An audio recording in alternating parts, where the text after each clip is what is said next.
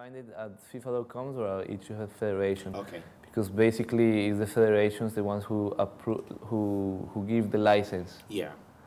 It's everything's under FIFA, but each federation has the responsibility and to follow the control. Yeah. I would say, like the exam and all this. Okay. Okay. Lovely.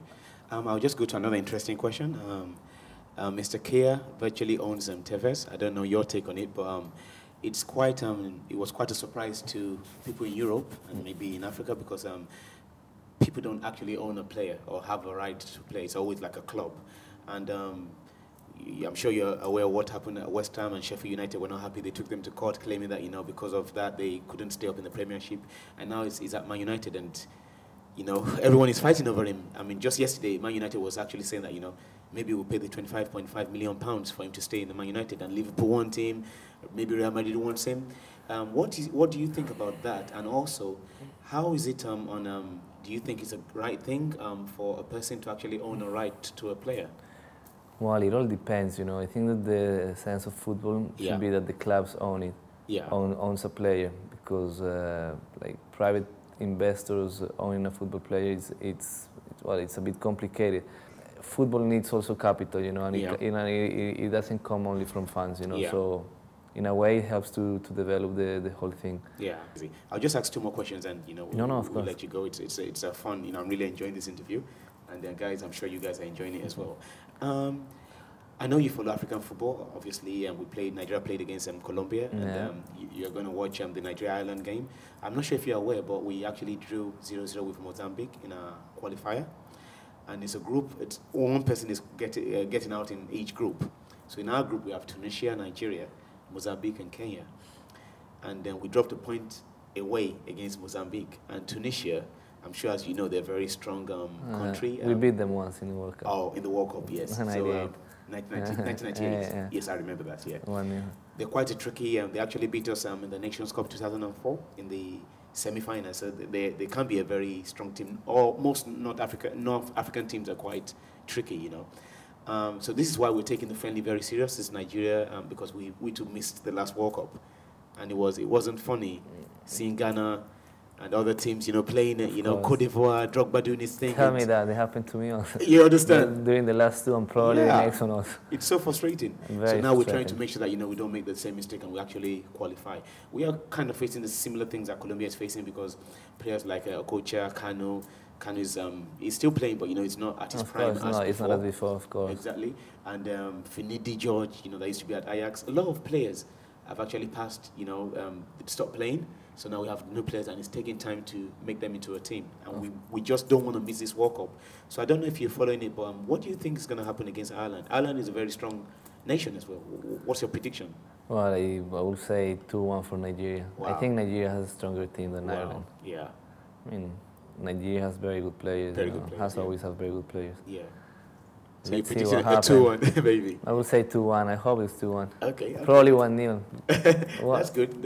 In favor to Nigeria, so that's really great.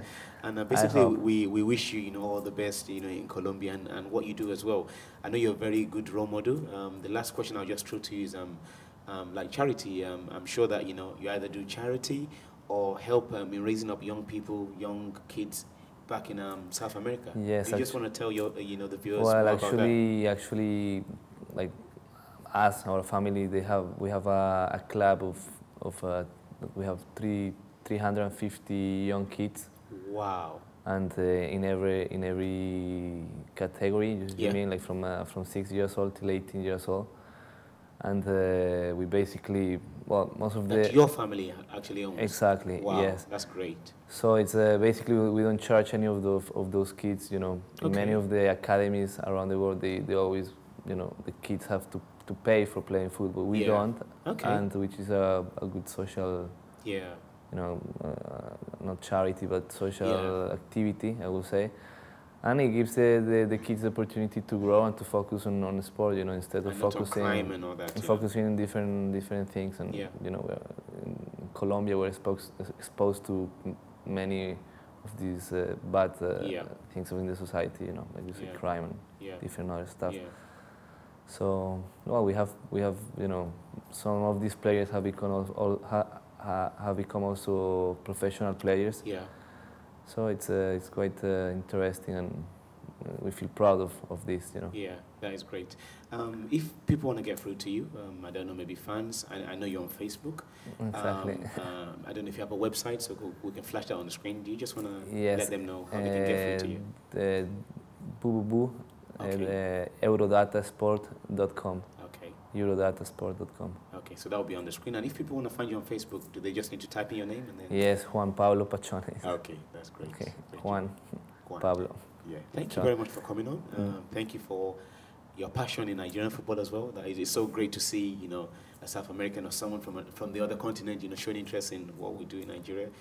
We are hoping that, you know, because you know that we are going to have the World Cup in Africa for the first time. South Africa. Under 17. No? Under 17 in Nigeria. Colombia is coming.